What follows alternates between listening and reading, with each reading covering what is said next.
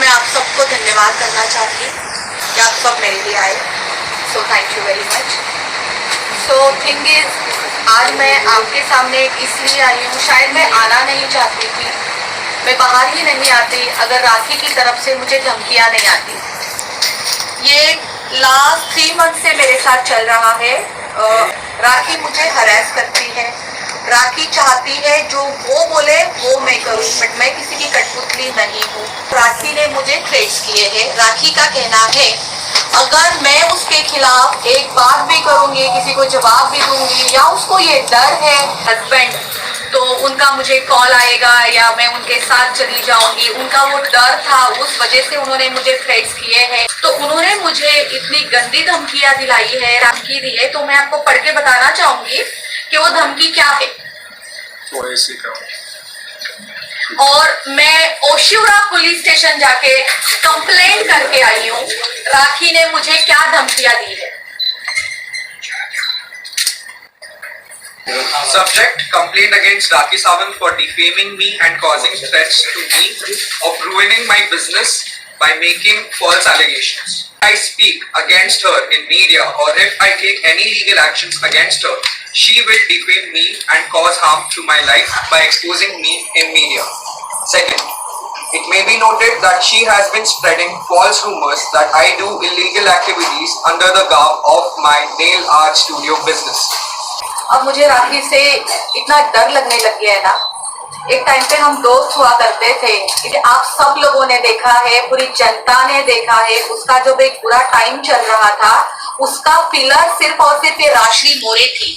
और आज उसी राश्री मोरे को ये वो कह रही है कि अगर तुम मेरे खिलाफ कोई बात करती हो, अगर तुम मेरी बात किसी से भी शेयर करती हो, जो उसकी पर्सनल चीजें है ना, जो चोर होता है उसे डर भी होता है।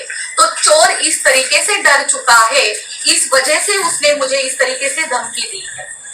आज इतना डर लग रहा है, आप यकीन नहीं करेंगे, मैंने कहा इस बात का ध्यान रखना कि राखी सावंत हमारे गेट के अंदर कभी जिंदगी में ना आ जाए। और वही राखी सावंत को मैं हाथ पकड़ के अंदर लेके आती थी। मेरे घर में वो, इस घर में वो 10-10 दिन रही है, उसका मैंने इतना ख्याल रखा है, मिस्टर की तरह, एक मम्मी की तरह ख्याल रखा है, क्योंकि वो, मैं सोचती थी वो अकेली है, वो अकेली है, तो मुझे वो डर है कि मुझे हार्म ना पहुंचाए। इस वजह से आज मैं आप लोगों के सामने हूँ। एक चीज और, नेल आर्ट स्टूडियो जो लोखंडवाला मार्केट में है, मैं पिछले 12 साल से चला रही हूँ। मैंने बहुत मेहनत की है। आप जो चाहे बोलेंगे, आपने पहले क्यों नहीं ये मुद्दा उठाया, आज क्यों उठा रही हो? आपके पास प्रूफ क्या है राखी सावंत? मैं सबके सामने, पूरी मीडिया के सामने आपसे प्रूफ मांगती हूँ कि नेल आर्ट स्टूडियो में ऐसे कोई भी इनलीगल एक्टिविटीज होती है, आप प्लीज मुझे लाके प्रूफ दीजिए, वरना मैं भी आपके ऊपर झूठे एलिगेशन लगा सकती हूँ जैसे आप लगाती हो। लेकिन मैं सब ना मेरे क्लास में नहीं है, हम किसी के लिए गलत बोले, हालांकि हमें बहुत कुछ किसी के बारे में पता होने के बावजूद भी हमारे ऐसे संस्कार नहीं है। हमारे फाल्गुनी, जो हमारी कॉमन फ्रेंड है, जो एडवोकेट फाल्गुनी है, उन्होंने हमारी कॉन्फ्रेंस करवाई राखी की, मेरी, और फाल्गुनी चाहती थी कि जो भी झगड़े हुए वो खत्म हो जाए। तो उस कॉन्फ्रेंस में मेरा और राखी का बहुत फाइट हो गया, बहुत झगड़े हो गए। हालांकि राखी क्या गंद बोल रही थी मैं आपको बताना नहीं चाहती, मेरे पास रिकॉर्डिंग है, ठीक है। अब राखी का मुझे 10 मिनट के बाद कॉल आता है, राशि तू मुझे बैक रोड पे मिल 10 मिनट के लिए, मैं तुझसे कुछ बात करना चाहती हूँ। मैंने कहा ठीक है। मैं जैसी थी मैं वैसे ही निकली थी, घर पे पड़ी हुई थी, मैं वैसे ही निकल गई थी। मैं वहाँ पे जाके देखती हूँ तो इतनी सारी मीडिया है वहाँ पे, वीडियोस निकालो तो उसमें आपको सीधा सीधा पता चलेगा। तो मैं अपना मुंह भी नहीं खोल रही थी, मैं एकदम साइलेंट थी, मैं कह रही थी मुझे कुछ नहीं बोलना है। वो सब राखी का एक ड्रामा था लोगों को दिखाने के लिए, ताकि उसकी कोई चीज बाहर ना आए, इस वजह से उसने ये किया था। कि जनता को राखी बीमार है, राखी को प्रॉब्लम है, राखी विजुअलाइज करती है कि अभी मैं क्या करूं, अभी मैं क्या करूं, अभी मैं किसका नाम डालूं, मैं किसका नाम डालूं। तो क्या करती है, स्टोरी बना लेती। जो वो चीजें खुद करती है, खुद को साइड रखती है, फिर वो सोचती है अभी मैं क्या करूं, किसको डालूं, तो उसको मैं दिखती हूँ, राश्री सामने नजर आती है, फिर वो राश्री को बीच में डालती है। राखी बीमार है। इतनी खुश थी कि राखी की टिकट भी मैंने करवाई थी। हालांकि अगर उसका क्लब था तो उसको मेरी टिकट्स करनी चाहिए, ऐसा नहीं हुआ। मैंने राखी की टिकट्स करवाई। हम लोग यहाँ से दुबई जाते थे, हमारा एक दिन बहुत अच्छा जाता है। हम 22 को हम यॉट में घूमते, वो भी काफ़ी अच्छा था। 23 को ओपनिंग थी, वहाँ जाके मुझे पता चलता है कि ये क्लब राखी सावंत का नहीं है। उसको केवल और केवल ओपनिंग के लिए बुलाया था, वो एक रिबन कट करने के लिए बुलाया था। That's it. ओके, राखी की इमेज डैमेज करना मेरा मुद्दा नहीं है। मैं राखी ने जो मेरी इमेज डैमेज की है कि मैं नेला स्टूडियो में ये सारे काम करवाती हूँ, मैं अपनी इमेज को ठीक करने के लिए यहाँ बैठी। वो कब किसको मोहरा बना के यूज करके निकल जाती पता ही नहीं चलेगा। तो मैं आदिल के बारे में क्या ही जवाब दूं? मैं अपना ही नहीं समझ पा रही हूँ कि राखी ने मुझे कब फंसाया। बहुत खराब है, बीमार हो गई है। लोगों के ऊपर ऐसे जो कुत्ते की तरह सू करके चढ़ जाती है ना, वो बंद करवाइए। उस कॉन्फिडेंस है कि मैं किसी को भी खराब कर सकती हूँ, किसी को भी धमकियां दे सकती हूँ, किसी का भी बिजनेस खराब कर सकती हूँ, किसी का भी कैरेक्टर खराब कर सकती हूँ। तो राखी मैडम, इतना इजी नहीं है ये सब कुछ करना। तो राखी सावंत, मैं आपको खुला चैलेंज करती हूँ कि आप इसको प्रूफ करके दिखाइए, और मुझे प्रूफ चाहिए। इस वजह से मैं आप लोगों के सामने बैठी हूँ। आप सब, मेरा आज बिजनेस है तो सब कुछ है। देखिए, मेरे यहाँ पे 40 लोग काम करते हैं। राखी सावंत क्या करना चाहती है? सबके पेट पे लात मारना चाहती है।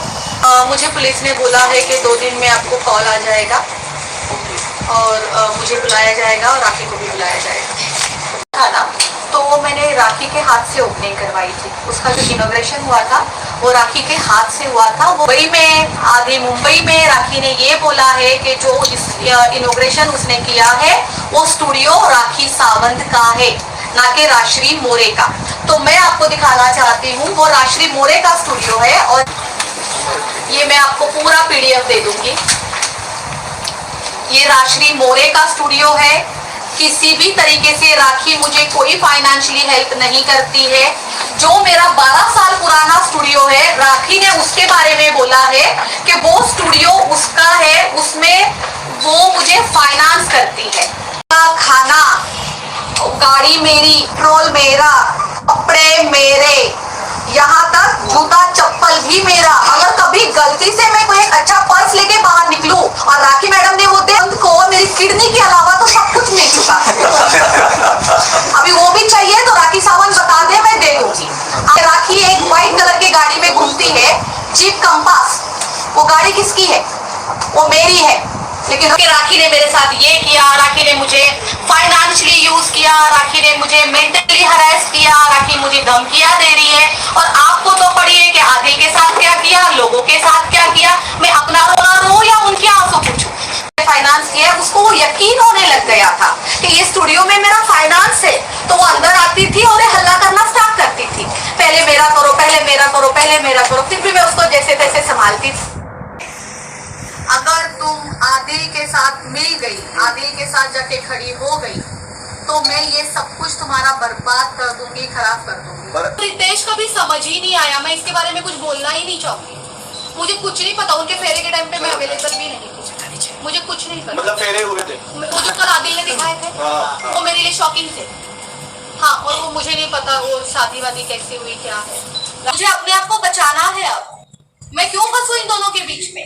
आदिल खान के बाद राखी की बेस्ट फ्रेंड राजेश्री ने भी राखी सावंत के अगेंस्ट प्रेस कॉन्फ्रेंस की है और प्रूफ भी दिए हैं। इस केस से रिलेटेड मजीद न्यूज़ और अपडेट्स के लिए देखते रहिए channel, like and subscribe. Thank you.